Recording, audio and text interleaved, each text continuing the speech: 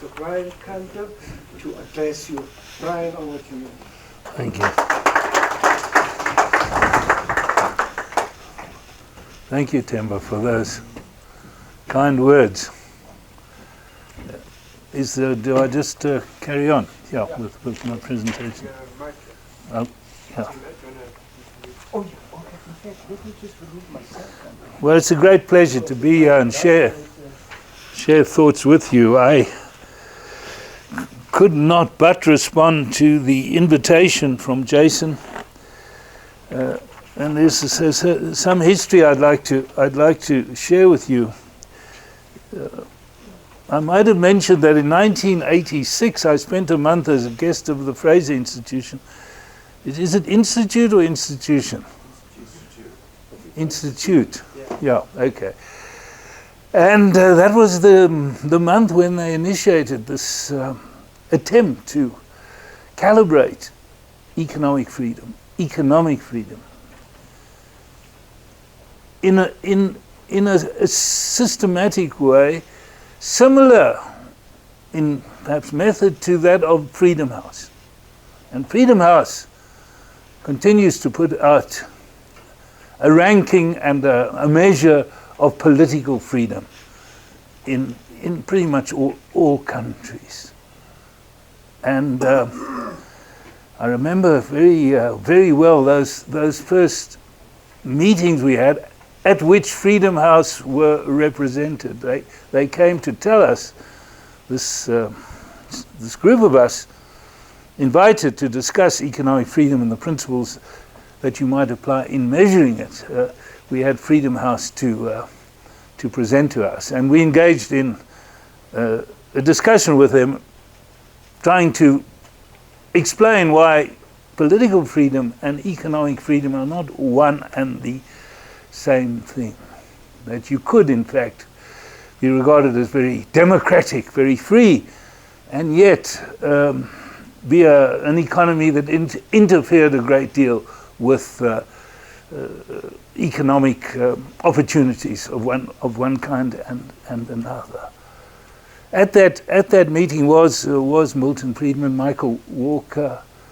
There were some very distinguished economists there, including Douglas North, whose work has been so influential in understanding economic development as a consequence of institutional practice, laws, rules, regulations, as being the essential force that in fact allows economies to develop or holds them back.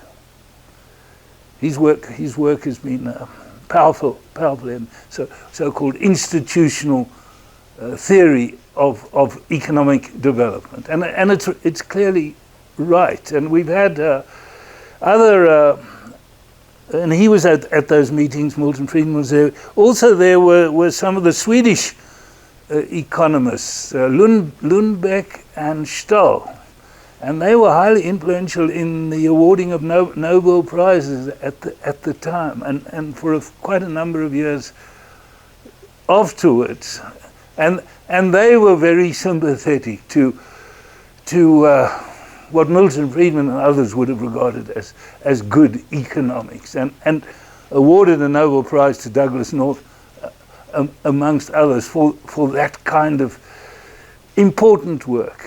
Unfortunately, I think the Nobel Prizes these days are not awarded easily for economics that I think explains the world well. They tend to now award prizes for people who essentially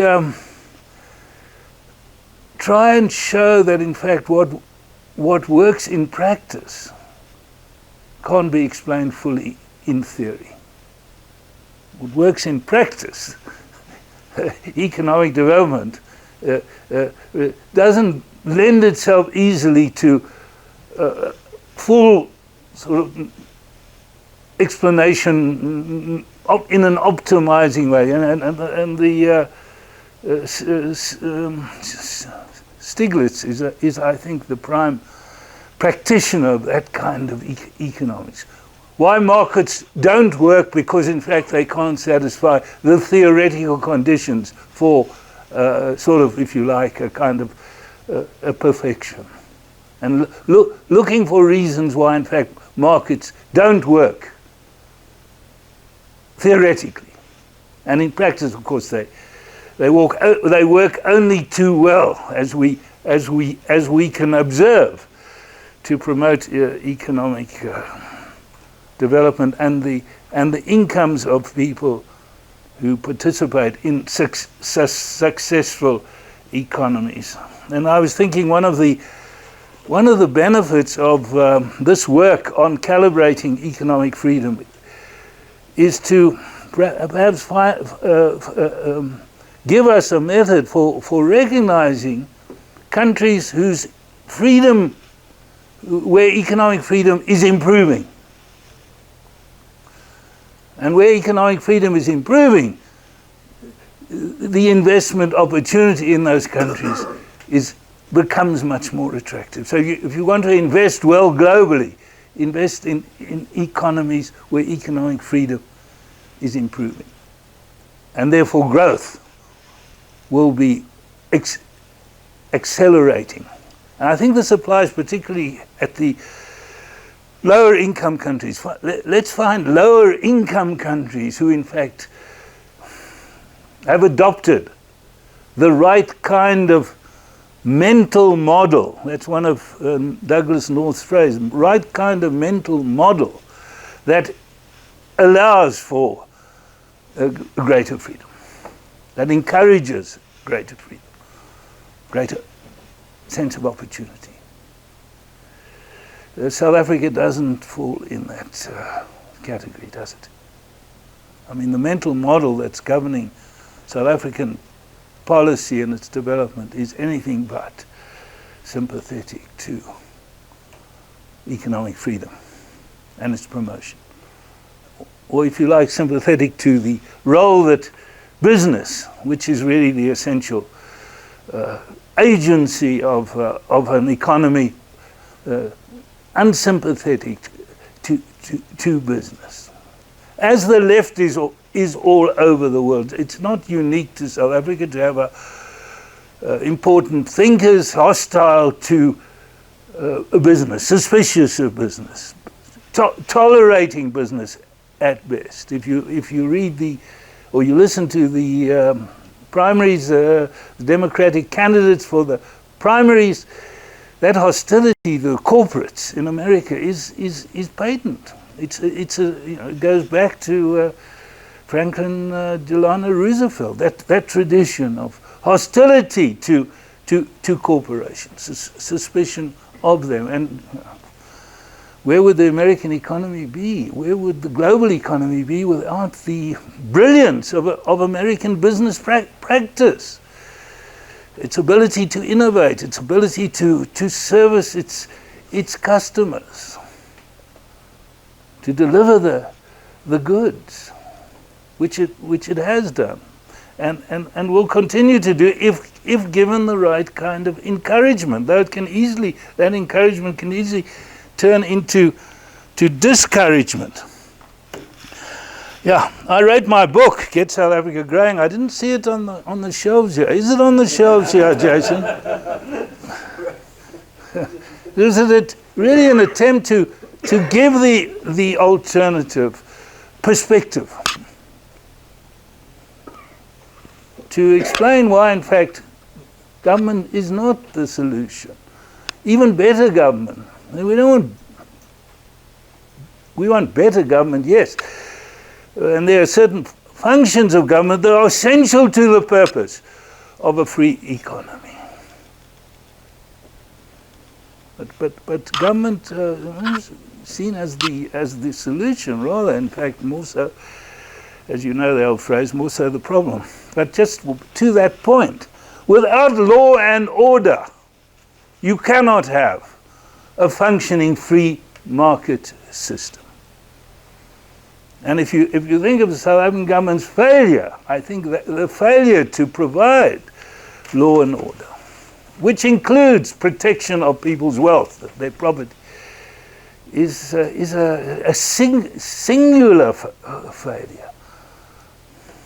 So if we have expectations of government, it is to prevent, to discourage in a significant way crime and corruption.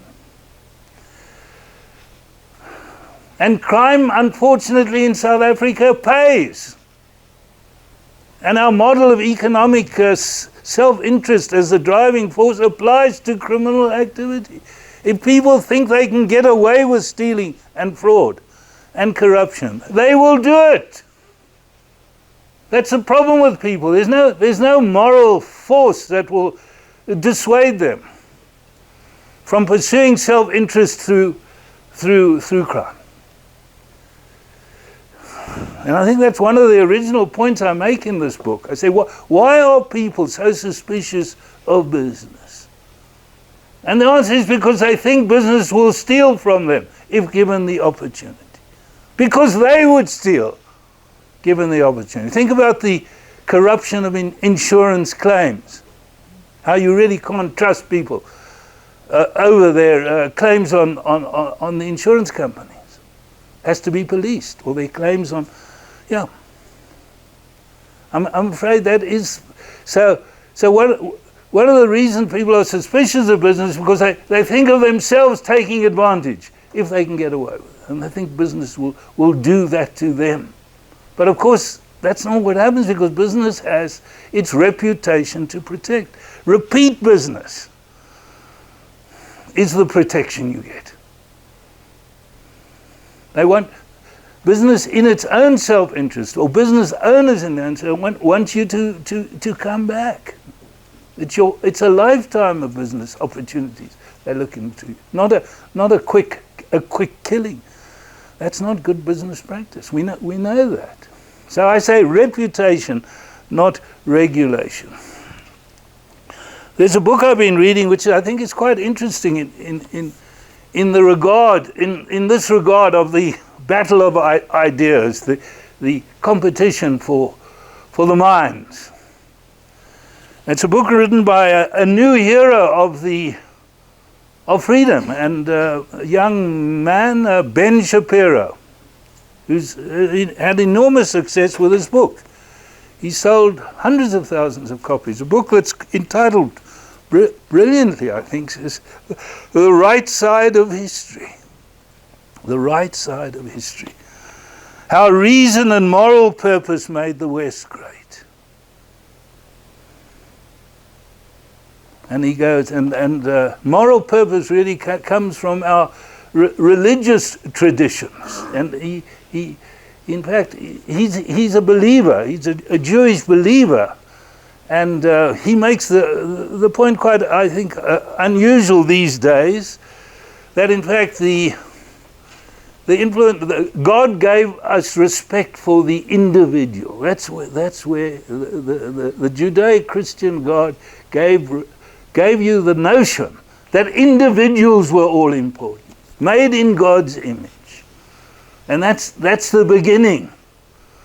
And then applying and encouraging reason and competition for ideas. It goes back actually a long time. It goes back to before the Enlightenment, as he explains.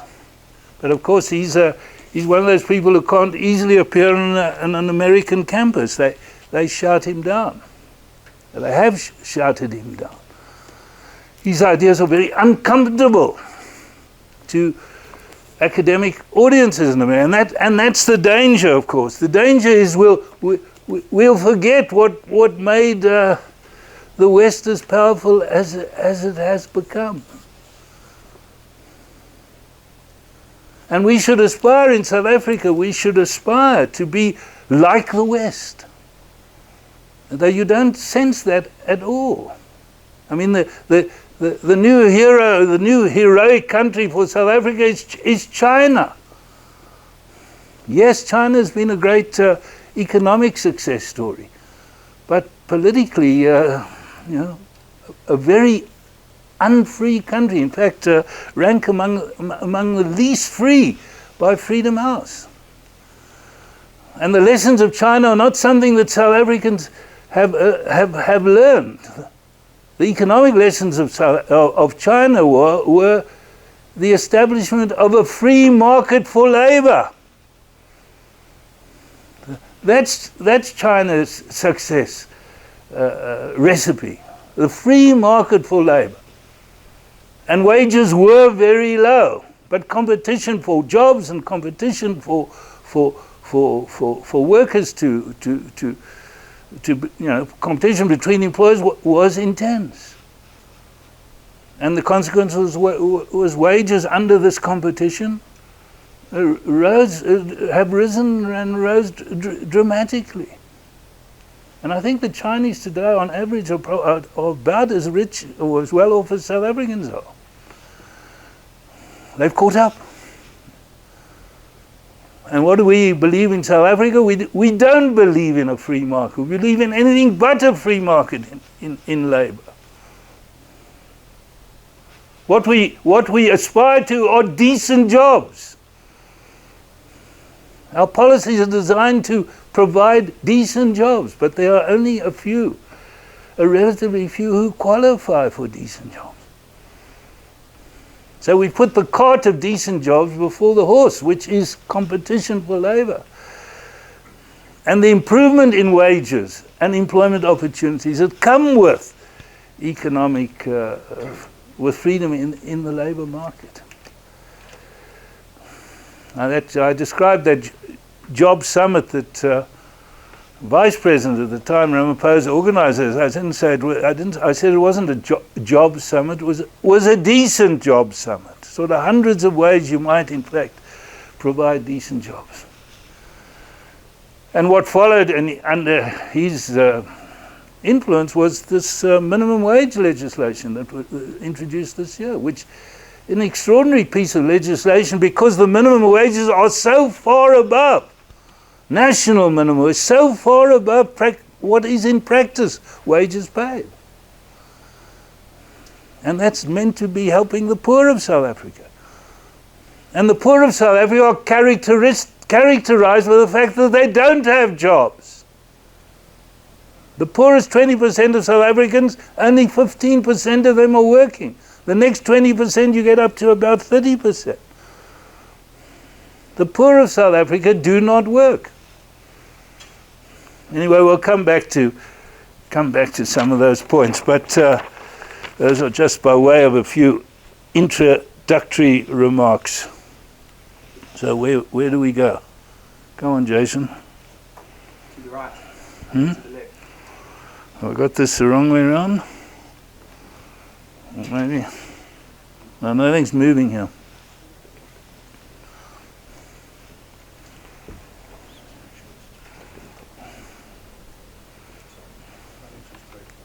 There we go. That's the end of it. Yeah.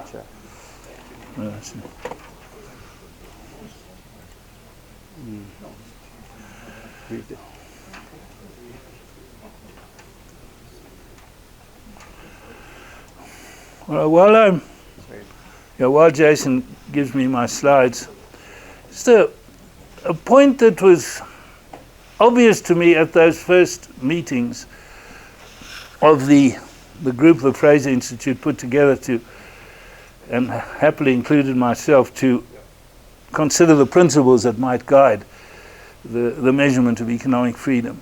And a thought of mine at the time, and a thought I've really come back to, and is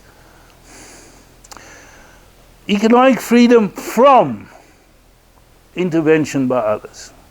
So you're free if you're not encumbered by all sorts of demands and requirements and exactions and extractions from others on your freedom to transact, your freedom to buy and sell, or not to buy and sell, and so freedom from. So that's clear. One can look at the constraints on freedom.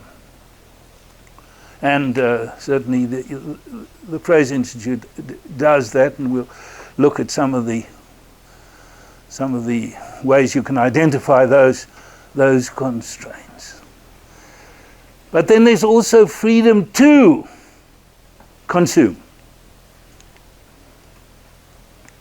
And if you don't have income, in fact your productive powers are very limited, as is the case with poor people everywhere, including South Africa, your economic freedom, well, what does it mean to you? You can't exercise it, but you don't have the means to exercise it. And that's, in a sense, the economic freedom fighters. What are they about? We know they're not fighting for economic freedom. They're not fighting for relief from constraints. They're fighting to take so that they can consume more. So in a way, there is that sort of paradox. What does freedom mean unless you have the means to exercise choices, you have a satisfactory standard of living? But as the evidence strongly indicates, evidence of economic development, it takes freedom to give you higher incomes, to give you economic opportunity. Now, what comes with economic opportunity, and this is again a thought, and a thought I'll demonstrate, what comes with higher income is almost inevitably more government involvement in the economy. So the better an economy does, or at least used to be the case, the more inclination there will be for the government to increase its role, to tax more and to spend more. And what will it spend upon, or what will it be? Political process will require it to spend upon, be it democratic or autocratic. The politics will say, people want protection. They want insurance against economic vicissitudes. They're risk averse. And they can reduce their risks by calling upon the productive powers of the community at large in a compulsory way. So as incomes grow, the role of government tends to increase. And that an increased role for government in and of itself would mean less economic freedom. It means higher taxes. It means more government spending, a bigger share of the economy allocated by government rather than by private individuals. It means more people working for government. Well, those are not forces that you will easily resist. It's a question of degree. It's a question of how you can constrain or restrain the forces of redistribution that inhibit economic freedom and economic growth. In other words, can you hold back? Can you succeed as a society in restraining redistribution so that incomes can grow? So that, in fact, in due course, the economy can afford to provide more insurance against economic hardship, against bad luck. One thought about this is that perhaps one should think, given that it's very hard tide to roll back, the tide of growing government, how could we improve government, even larger governments, for individuals? And that's where the voucher system comes in. There's no obvious need for government to produce public goods, education, medicine. You could do it by offering people vouchers. They get the benefit. They get the extra spending power, but but they become participants in effect in a marketplace. They become consumers rather than supplicants. Now that may not suit, of course, the interest in government as a provider of jobs, provider of influence. So maybe it's something lovers of freedom can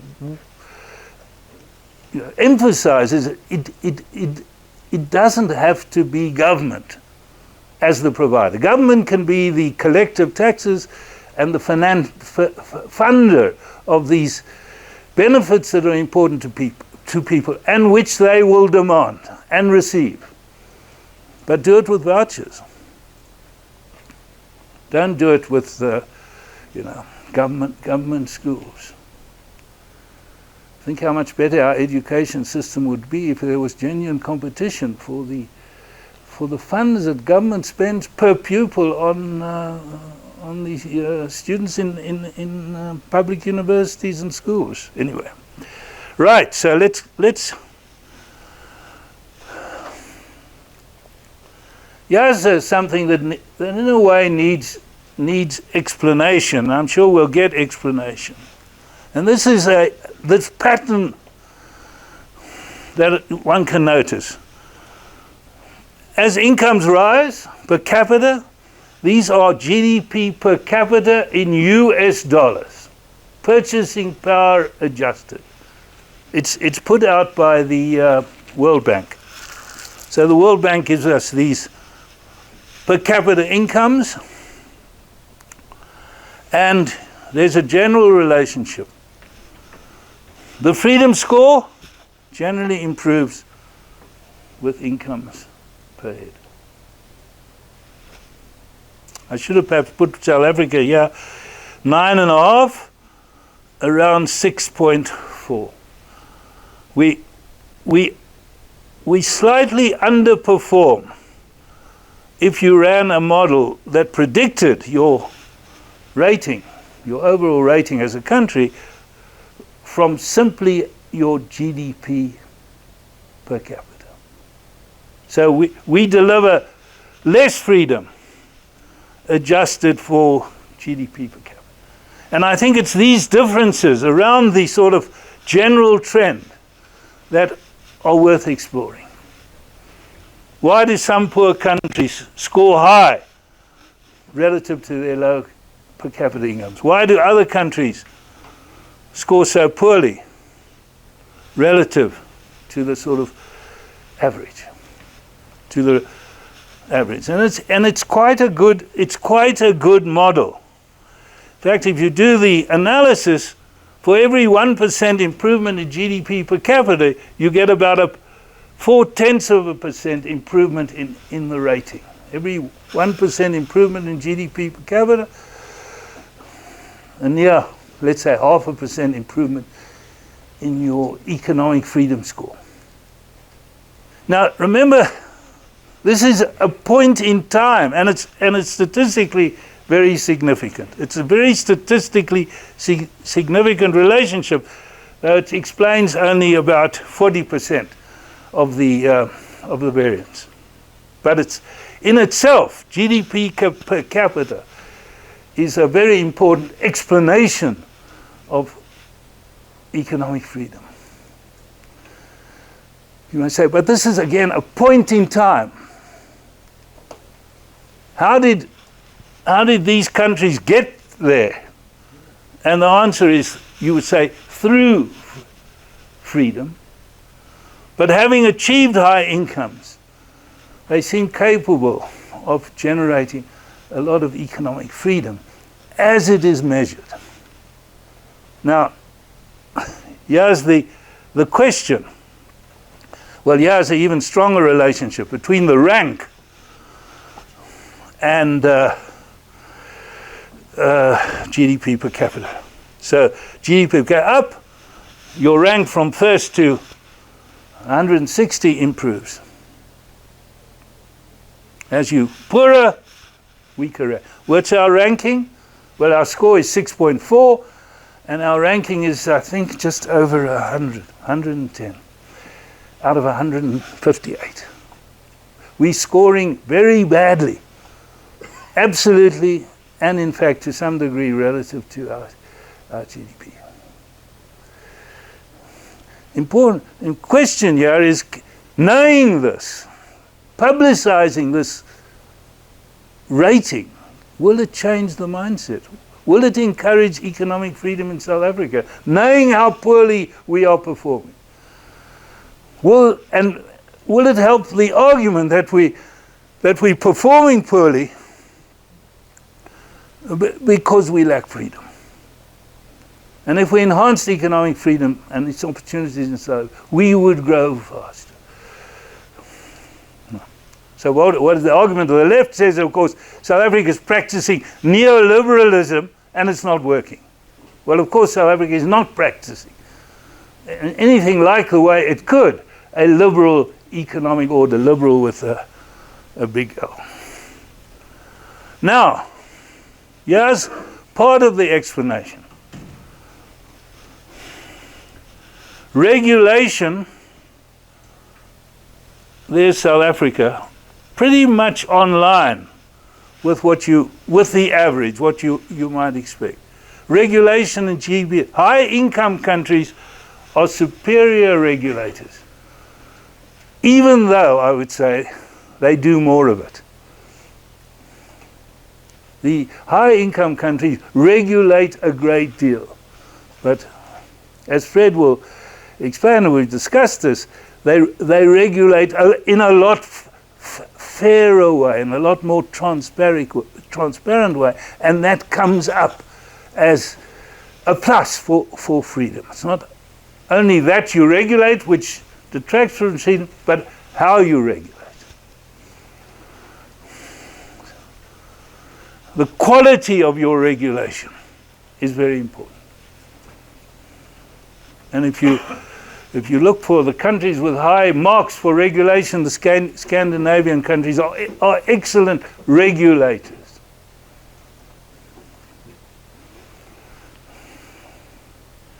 Yeah, one of the problems with regulation, I mean, India was notorious for this. You regulate and you bribe your way out of the regulation. Well, that doesn't happen in well-regulated societies.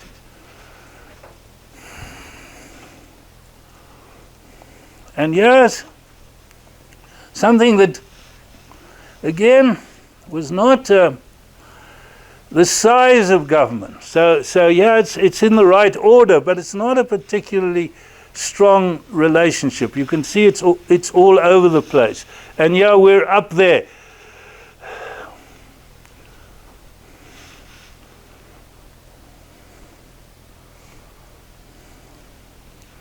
And then we come to tax share in GDP. So the more taxes, you would say, the less free. And the higher your incomes, generally, this is the point I made right at the beginning, the higher the percentage of GDP that will be going in taxes. And I think that's a very important statistic.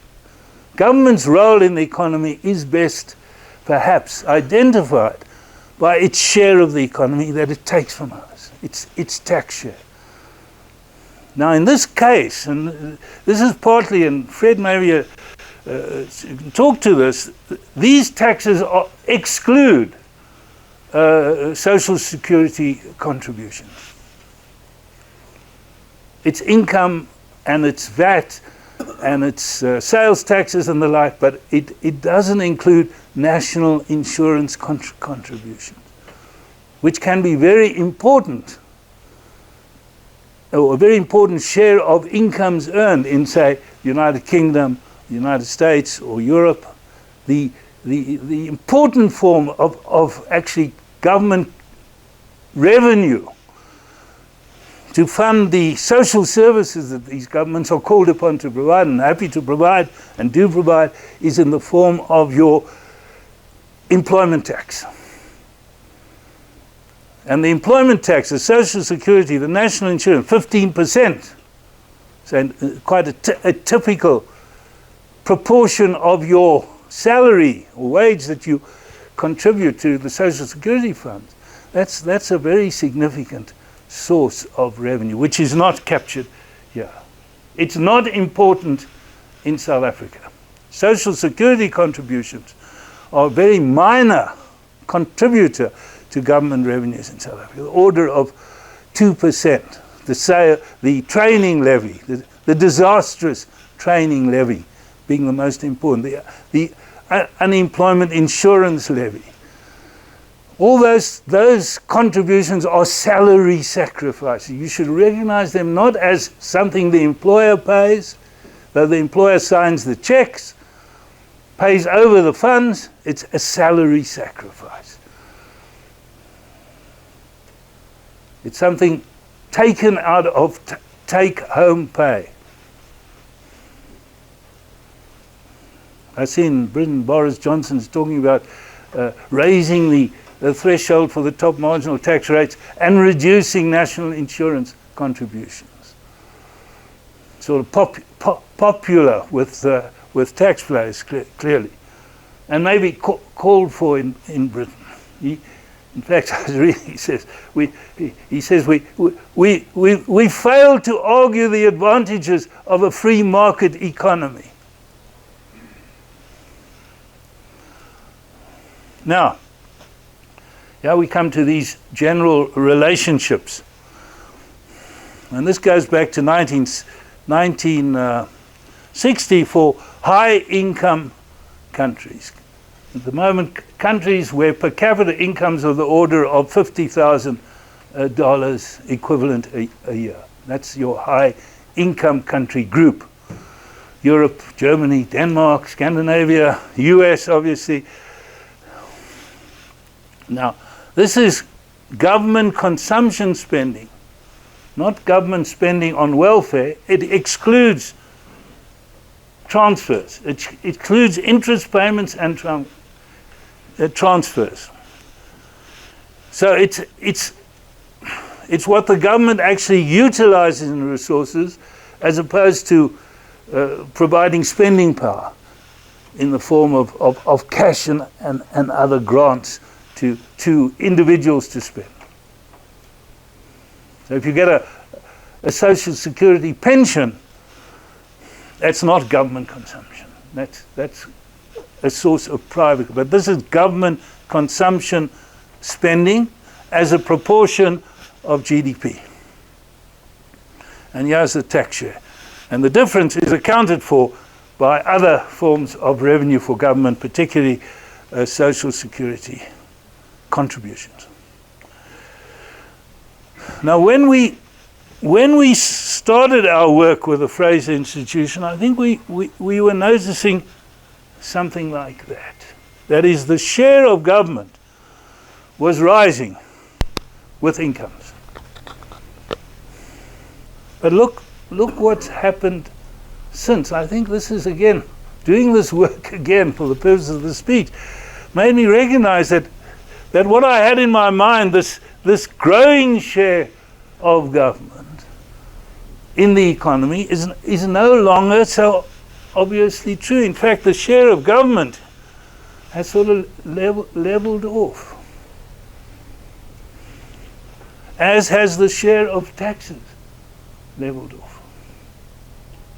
In fact, it looks as we may have reached something like a limit to how much governments can take by way of taxation, and therefore how much governments can spend easily, given, I would say, freedom of high income and wealthy individuals to migrate away from onerous tax regimes. So if you allow your rich people to migrate, you really, or your higher income people to migrate, which again is an important economic freedom, almost unconscionable if you would take that freedom away, stop people leaving if they want to. That may well have come to limit how much governments can actually spend. So governments perhaps have got pretty much as big as they can get, have reached the sort of limits to to taxable capacity. That would not be true of lower income countries, but it certainly seems to be the case. In a way, I think it makes sense. I mean, if you're going to tax more in many countries, you can't simply collect more tax from the better off or the corporation. The capacity, their tax capacity, or their tax buoyancy, if you like, is very limited because of competition. Because of competition for skilled people, competition for corporate taxes. Hence, corporate taxes have been in a sharp decline, but not in South Africa. And one of the major threats to growth in South Africa is migration of human capital. And if you're thinking of the growth potential of South Africa, losing so many of its skilled people, and reluctant to allow skilled people to migrate towards, and our reluctance to allow skilled people to migrate towards South Africa, well, you really are undermining your economic potential. You're losing capital. That's what you're doing. You're driving capital away. And essential to a strong South African economy would be the capability, the ability to hold on to your skilled people by providing them with a competitive mix of incomes and lifestyle and all the things that matter to potentially mobile participants in an economy with skills and also with entrepreneurial capabilities, who are in demand everywhere. There's only one condition, of course, you have to be young enough. Australia is not interested in you as an immigrant if you're over the age of 45. Hence, if you're going to migrate to Australia, you've got to start thinking about it soon enough, and that's well before the age of 45. Anyway, I've got a few more historical evidence to offer and to think about. Here's Denmark, particular high taxing country. One of the highest marginal income tax rates anywhere. Is that right, Fred? Where's Fred? Denmark. I mean, I remember walking around Copenhagen and the guide was complaining bitterly about her marginal income tax rate, which was very high, even by South African standards. Now, if you look at Denmark, tax revenue has also stabilized. And government share, at least in the form of consumption, has not increased at all over the last 20 and more years. I should have mentioned and I've got the numbers here. Denmark, you'd find that the per capita incomes, which have grown from 20 to over 50, so more than doubled over a near 20-year period, say from 1990, represents a growth rate of around 3.6% per annum. Growth in per capita incomes. Those are the kinds of numbers you get out of these statistics. For the high-income countries like Denmark, been growing per capita incomes at 3.6% per annum on average over the last near 20 years. And what else do we need to know? We're talking about dollars in purchasing power terms, current dollars. What about inflation? So I looked at the inflation rate for America over this period, and it averages about 2.5% a year. So the high-income countries have been growing per capita incomes at a rate of about 1.5% a year, improving effective standard of living by per person at the rate of 1.5% a year. Not more than that, you might conclude. Not more than that. So that's, I've got a few other examples here. Germany, macro trends. Germany is the most extraordinary country at the macro level. Government consumption spending stable around 20%. Taxes stable around 12%. The difference, social security contributions. Improvement in per capita income, again similar, 20 to over $50,000 equivalent. Again, about 1.5% a year. Germany runs budget surpluses. Budget surpluses.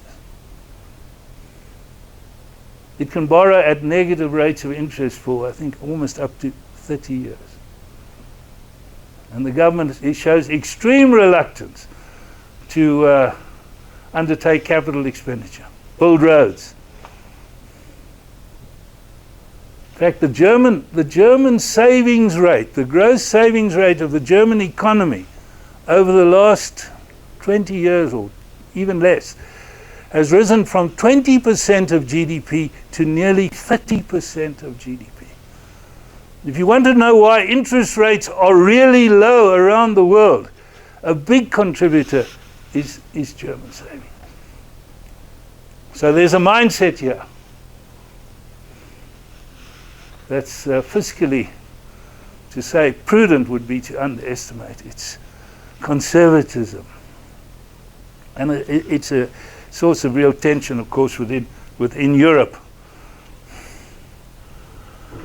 And here's an amazing success story that I think we're aware of. And yeah, this is a country, I just off the cuff. You remember Chile. Chile in 1990 became a democracy. It's rated very highly today as a democracy by Freedom House. It's as highly rated as politically free as any country. Top ranking. It came out of military rule in 1990. And look how it's performed since. Per capita incomes were just over $4,000 back in 1990. They've increased by 6 times since then. That is per capita income growth that averages compound growth of over 10% a year and real growth of over 7% a year. How did Chile do it?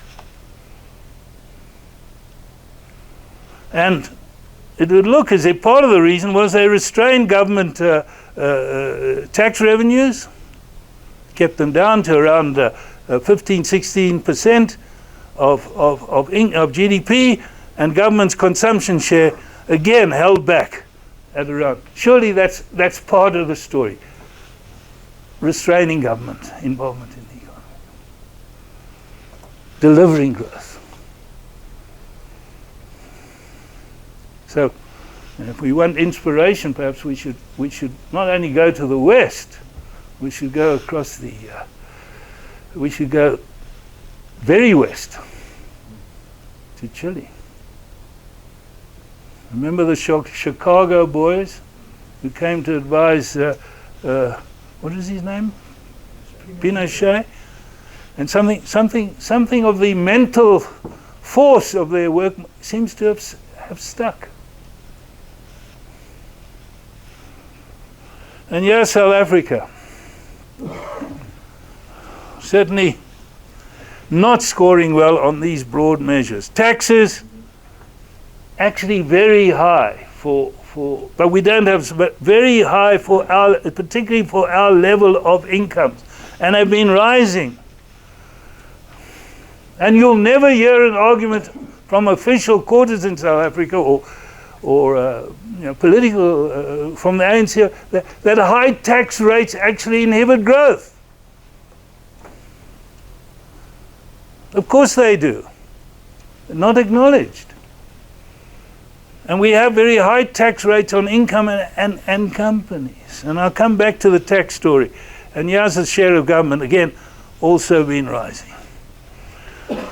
And between 1990 and now, per capita incomes have grown from around 7 or so, is that right? 7 or so to about 40. Doubled in nearly 20 years.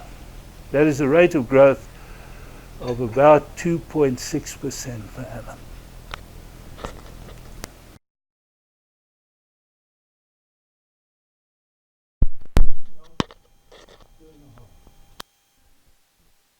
Per capita incomes.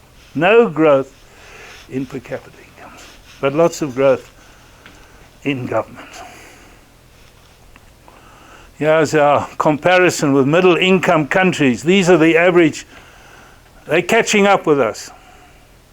So our current level is around, actually it's around $13,000 equivalent. The other middle income countries are, of course, growing faster and catching up. And our share of tax compared to other middle income. So we're overtaxed by comparison, or we're heavily taxed by comparison. And yeah, this we've done. Now here are some of the detailed scores, and Fred will, I see, go through some of this, but let's see if this resonates with you.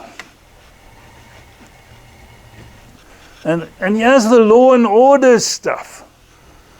Crucial. Crucial role for government. There's another crucial role for government, and that's particularly true at local government. It's maintaining the grid. There's a case for municipal government. In fact, I think there's a case for delegating as much of government functions regionally, a federal system over a unitary system, a system of important powers for local government, including tax powers, as opposed to confining those powers to the central government. I think that helps freedom. Freedom is assisted by the ability to vote with your feet within a country. If you want to look at government failure in South Africa, Eskom is your classic example. I mean, it's failure on such a scale as to threaten the solvency of the country, to threaten a debt trap for South Africa. And you've got to keep Eskom going, because you can't run an economy without electricity. You can't keep Eskom going without funding ever more government expenditure its way, which either means more taxes, which are impossible to collect given slow growth, or it means cutting back government spending on other things. It could mean privatization. But in the meantime, you've got to keep Eskom going. But the other failure is a failure at municipal level. Municipal governments in South Africa are not delivering the grid. They're not delivering water, they're not delivering electricity, they're not delivering roads, and they're not helping to deliver law and order. And there's a strong case for local police as opposed to, again, national police for that reason. But it's not happening. And property values in so many parts of South Africa are being destroyed for want of the grid. Wealth being destroyed for want of the grid. Cape Town being a notable exception. It's true, it is a notable exception. No government failure in Cape Town. In fact, I have a criticism of Cape Town as being too fiscally conservative, rather than spending too little rather than too much. And you ask, municipal government, where did all the money go? Well, so much of it was stolen, because people could see that they could get away with it. So you got to, anyway, these are some of the impartial courts. We don't score that high. 5 out of 10. Protection of property rights, 6 out of 10.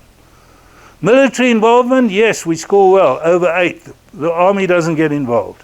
Integrity of the legal system, poor. Legal enforcement of contracts, poor. This does better regulatory restrictions on the sale of real property, reliability on police, poor. Business control of crime, poor. Yeah, there's a little contradiction. I think one of the improvements in South Africa has been freedom to move money abroad legally. Not freedom, but opportunity, if you like, subject to continued regulation. Yes, it's not free, but in practice, that's very open, but we don't get very high marks for that. And we do get a very high mark for absence of a black market currency. That surely is your indicator of freedom to move capital. If you can't move capital, you have a black market currency. We don't. So I think these marks are a little unsatisfactory given what we know about the country. Of course, this foreign ownership investment restrictions, that's a serious one. Foreign company investing in South Africa is required to give away part of the business. Give it away. I mean, is that fair? Is it helpful? That raises, of course, the issue of BEE generally as undermining competition and meritocracy. And yeah, South Africa's strength is its money market strengths, its banking strengths. I'm critical of the Reserve Bank. I think the real interest rates have probably been too high, not too low. Could have done with lower costs of borrowing. If you especially have regard to the fact that retail inflation in South Africa is barely above 2%. Inflation at retail level has been running at about 2%. Overdraft rates around 10%. That's very high costs of borrowing to hold an inventory that's only increasing at 2.5% a year in value. It's expensive money. It's too expensive. But I'm sure we'll discuss that further. And here's the great barrier to economic development and growth in South Africa is the labour market. I mean, we score low across the board. If you wanted one single place to look for failed opportunity to employ the people who might otherwise have been employed in the Chinese way, a huge potential resource, not working. And augmented, this is the interesting point I always make, augmented significantly by foreign workers. We have a huge number of foreign workers in South Africa, maybe as many as 3 million of them. And they're all working. Because presumably they're not subject to the same controls and influences of regulation in their labour market. Yeah, let's go. Anyway, here's our tax story. The limits to tax. 120,000 South Africans earn more than $1.5 million a year. They pay nearly 30% of all income tax. They earn 14% of all incomes. The tax rate is double their share of income. Can't push it harder than that.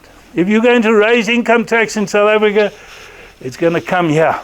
It can't come there. That's reality. And here South Africa as the great redistributor. We are a redistributor of income on a scale almost unique in the world. So we're an unequal income generator. But we sure redistribute. And the people at the top 10% pay 72% of all taxes and get almost nothing back. Whereas the middle income sort of balance out. And that's where the political muscle is. That balances out. And poor people, of course, get a lot of benefit and pay very little tax. All taxes in this case. All right, well, I see I've run out of time, so I hope that's sort of food for thought. And I'm sure we're going to pick up on a lot of the detail and what we might, well, we can't just complain about things in South Africa. That's the danger. We just sort of wallow in our misery. We've got to really be constructive. What can we do? What can we practically do to turn this around? Just one of the things we might do, which doesn't seem to be happening, is the secret ballot. Is the secret ballot on strike action being enforced? As far as I can see, not. That was the one benefit of the new Labour Relations Act, a secret ballot. Anyway, thanks very much. Thank you.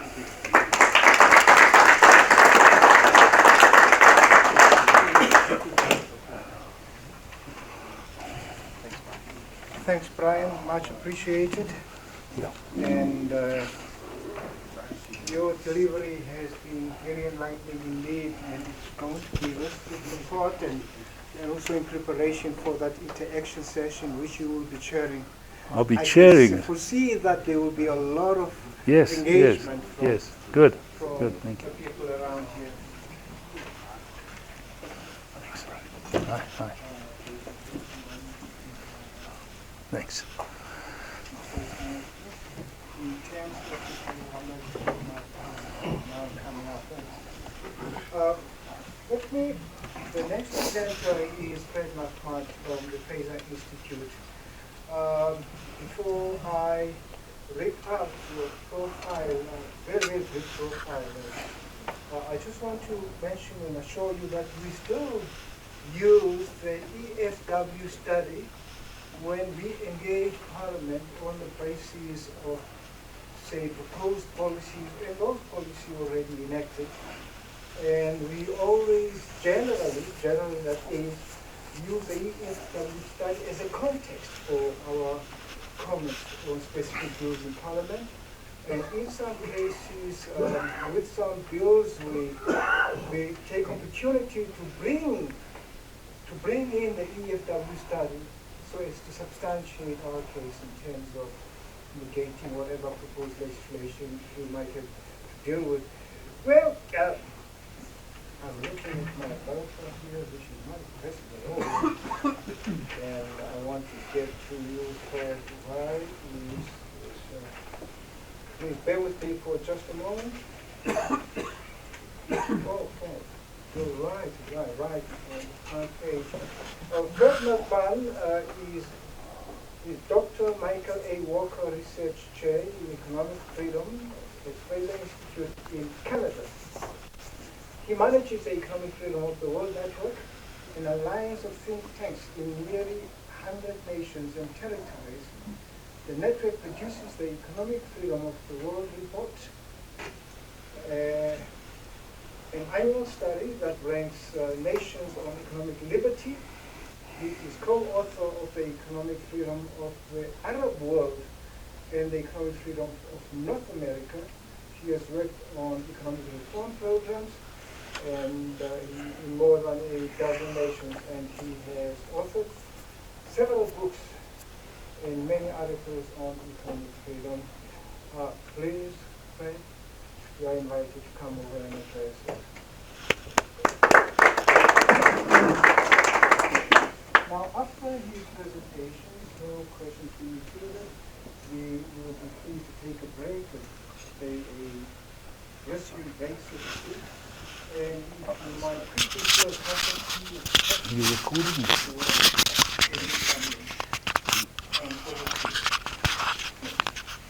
I'll just stick this on you quickly.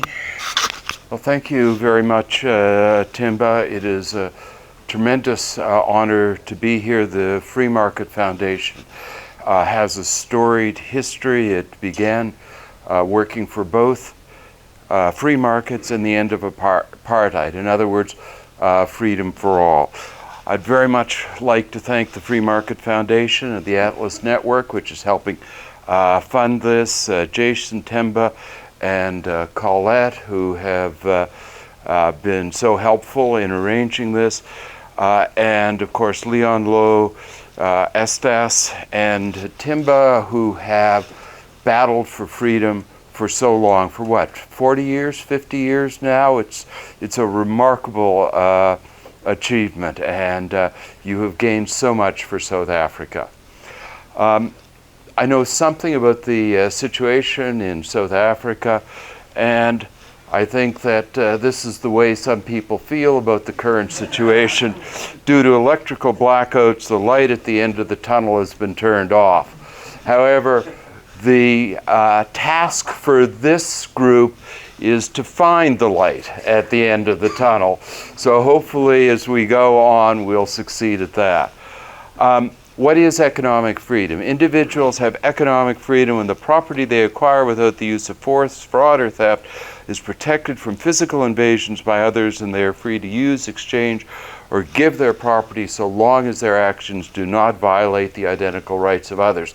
That is a long way of saying economic freedom is the ability of families and individuals to make their own economic decisions, free of the heavy hand of government and free of the greedy hand of crony capitalists. We look at economic freedom in 5 areas, which Brian has touched on. Size of government. If government taxes away too much of your property, it reduces your economic freedom. If government spends too much, even if the money comes from heaven, if government spends too much, it reduces economic freedom by reducing the space for free exchange. Private property and the rule of law, this is the fundamental foundation of economic freedom. People, the whole population, will not have economic freedom unless the rule of law protects everyone's property and treats everyone fairly, regardless of whether they are rich or poor, powerful or weak. Sound money, government can tax away your property through inflation every bit as easily as it can through taxation. Trade regulations and tariffs. To become wealthy, any nation, but become wealthy, South Africa needs the world of 9 billion people as its marketplace, not the mere 55 million that are here in South Africa. The countries that have opened themselves up to trade are the ones that have become increasingly prosperous. And finally, regulation of business, labor, and capital markets. The optimal level of regulation is not 0, but regulation has to be simple, clear, and predictable.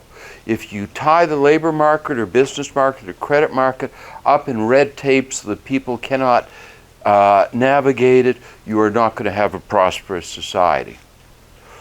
Why is economic freedom important? Without economic freedom, if a particular crony elite controls the government or a particular sector of the population, it sets people against each other. It also means that gaining power is the most important thing. It determines whether you have a job. It determines whether you can feed and clothe your family. It determines whether you can travel. So gaining power is not just an issue of getting the right policy in place. Gaining power is everything. So again, that sets group against group. And that is the reason for so much of the problems around the world that are concentrated in nations that are not economically free. However, if you are economically free, people from other groups become your employers, your employees, your customers, your suppliers, your fellow business people. In other words, economic freedom cuts across these lines, and you succeed not by who you know or which group you're part of, but by your own innate abilities. And in economic freedom, where everybody can enter the marketplace, you have to hire the best people, the most qualified people, rather than those from, again, a particular group. So this is a significant contributor to social peace. When you look around the world, no nation is perfect. Human nature being what it is, there will always be problems. But the places typically with the least social turmoil are the ones that are economically free, and the places with the worst social turmoil are ones where political power determines economic power. Now, in South Africa, you have the very poorly named economic freedom fighters. And they, in fact, what they are fighting for is, I think it was Leon mentioned, that we should think of the economic freedom fighters like we think of firefighters.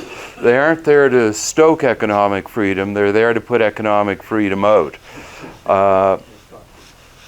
And they will tell you, and other leftists will tell you, the age of globalization, the age when free markets have spread across the world, has been a disaster, creating poverty and devastation in its wake.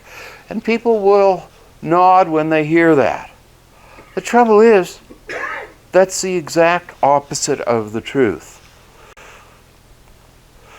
This is what has happened to global poverty as free markets have spread and borders have opened to trade and globalization has occurred. Poverty has decreased dramatically across the world. But here's the miracle, not this chart that shows poverty cut by almost 2/3 across the world. This is a miracle. Poverty has declined immensely, even as population has expanded. Back in 1950, when few nations had free markets, when trade barriers were still largely in place, 3/4 of the world's population lived in desperate poverty. Now, despite a huge increase in population, only 1 out of 10 people live in poverty.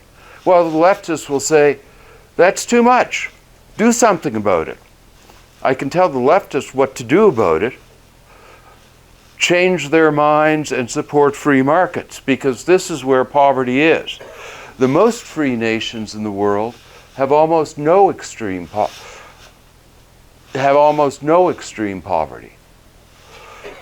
The least free, the folks that the policies that the economic freedom fighters and the other leftists want to impose on South Africa, there almost half the population lives in dire poverty. In other words, it's not the passage of time that has dramatically reduced poverty. It's not technology that has dramatically reduced poverty, though that's played a role. It is economic policy. Poverty has almost disappeared in the most economically free nations of the world, or rather extreme poverty has almost disappeared. And the least free nations economically are living back with 1950 levels of poverty.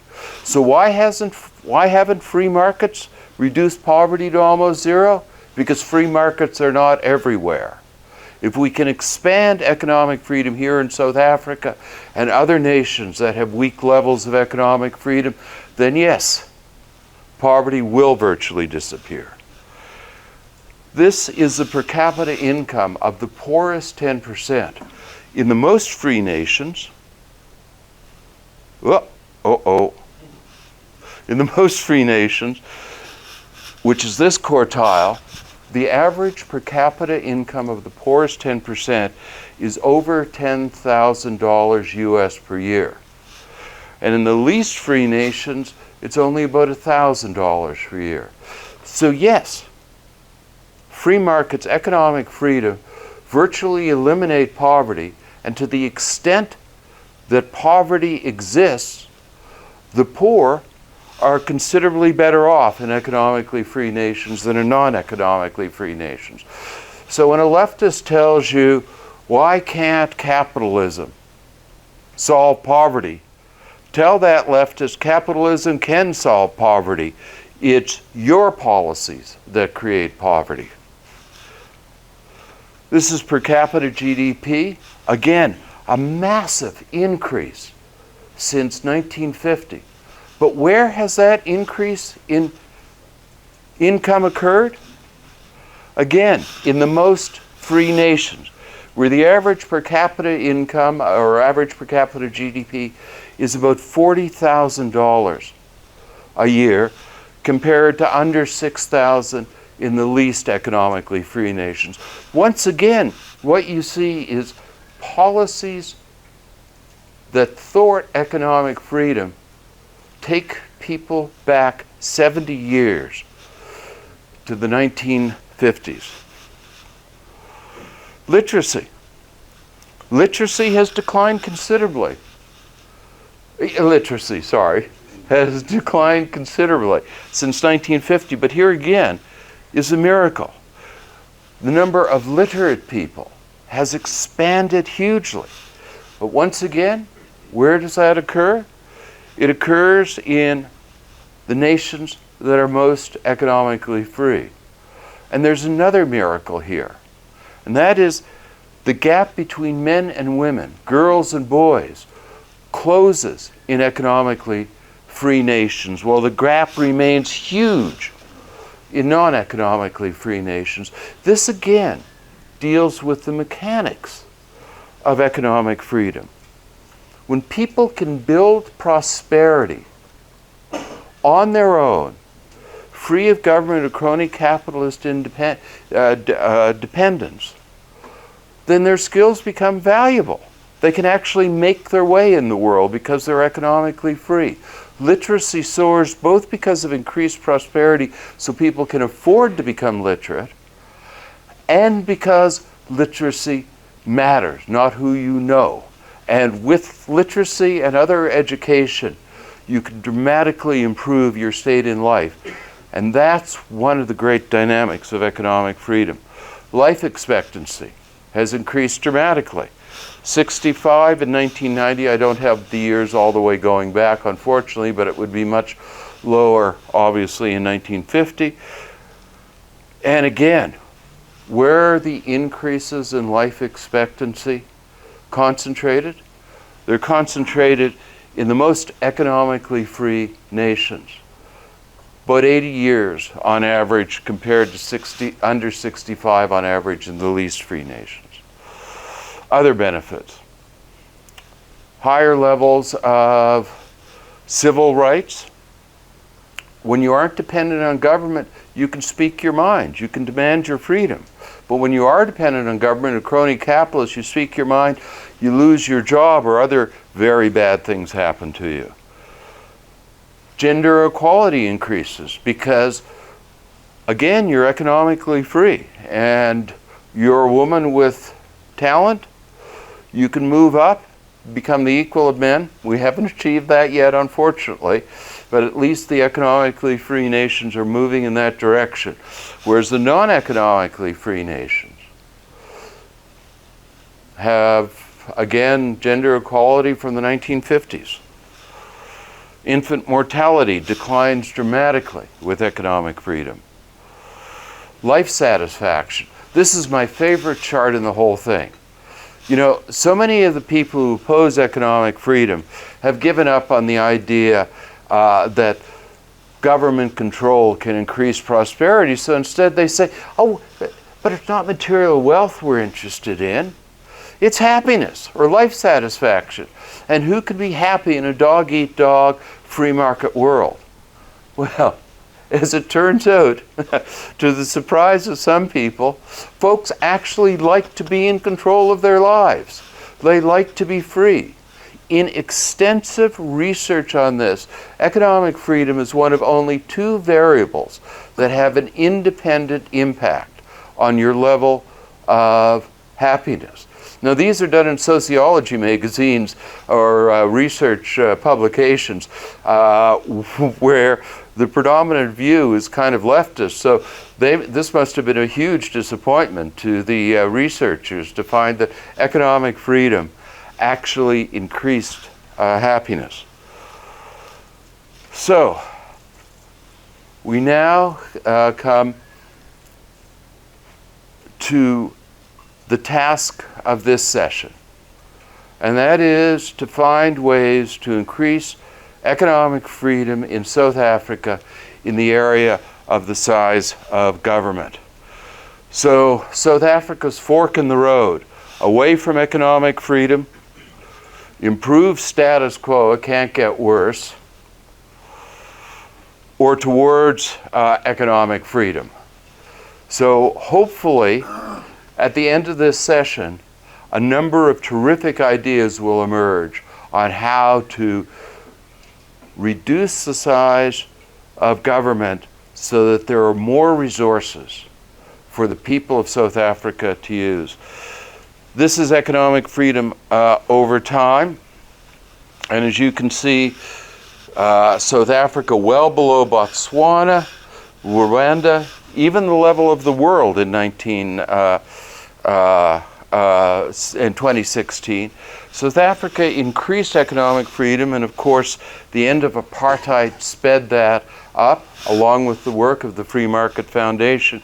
But unfortunately, in recent years, there has been a gradual trend downward, which it will be very important for South Africa to reverse, to create the prosperity and other good outcomes that economic freedom has been shown to create. So this is per capita growth. And what you see here is that Rwanda, which has recently dramatically increased its economic freedom, has soared. The longest running success story for economic freedom in South Africa is Botswana. And you know how everybody talks about Asian tigers and so on. Well, look, Botswana and Singapore's growth rate between 1980 and 1995 are almost identical. Botswana became the Singapore or the Hong Kong of Africa with economic freedom. Now, I know you could say Botswana has lots of resources in diamonds, but resources are no guarantee of wealth. Look at the resources in South Africa or Nigeria or Angola. These have not produced good outcomes for people. But Botswana, with its high level of economic freedom,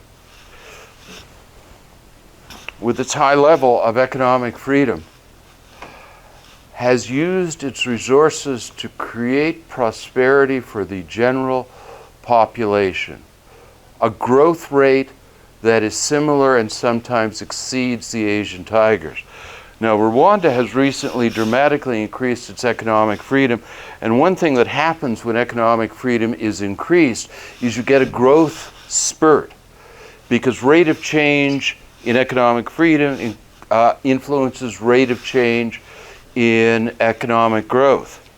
So Rwanda has a huge growth spurt. Once again, Botswana and Singapore. Botswana has actually declined, sadly, in economic freedom, though it's still high, second in Africa to Rwanda. But again, similar growth rates once you establish a high level of economic freedom. Now, South Africa's way down here, and Zimbabwe has, of course, negative growth. It's interesting that your left wing wants to import economic policies from Zimbabwe. The irony of that is incredible, particularly when you have so many refugees from Zimbabwe here seeking work. So how are you doing in this area, size of government? Woo! Look at that. 140th in the world out of 162 nations. That's just horrible. That really is horrible. And it's particularly horrible in relation to something that Brian was talking about. Your level of affluence. Poorer nations, something called Wagner's Law was discovered in the 19th century, all that time ago, that the richer a nation becomes, the more it taxes people, the more government spends. That's in large part because the richer nation comes, the more it can afford big government.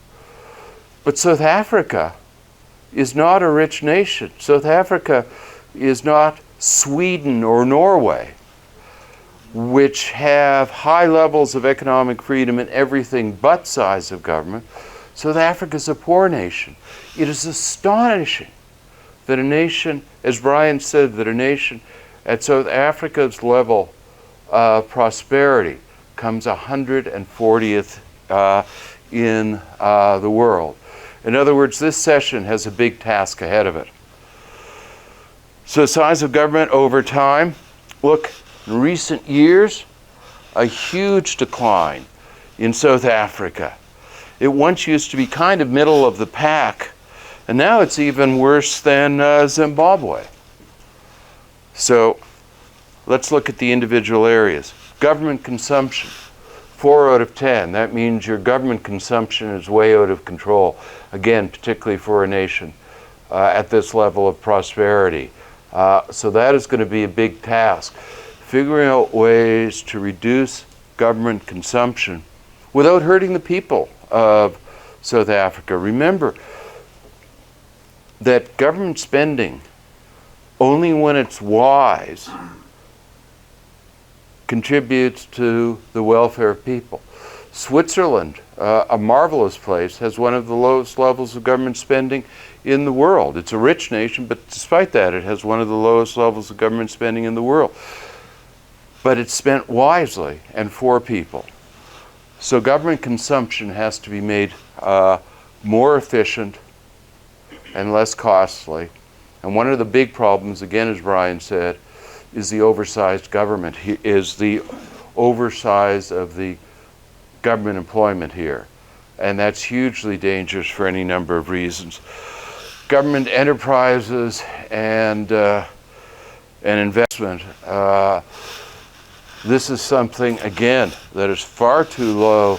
And South Africa already experiences and knows the disasters of government-owned enterprises, from the airline to electrical generation, which have also been used as the piggy bank of the former president. And top marginal tax rate, again, for a country at this stage of development, is way, way too high. So your task, what needs to be done to improve the size of government? By improve, we mean decrease the size of government, decrease its interference in everyday lives in South Africa, decrease the way it hobbles growth. What can be done to improve South Africa's size of government? So switch for growth or stagnation. And I should close by mentioning all Fraser Institute research, including the Economic Freedom of the World publication and the data behind it, are available for free download. We charge for nothing, free download on this site. Thank you very much for your time and patience and for coming.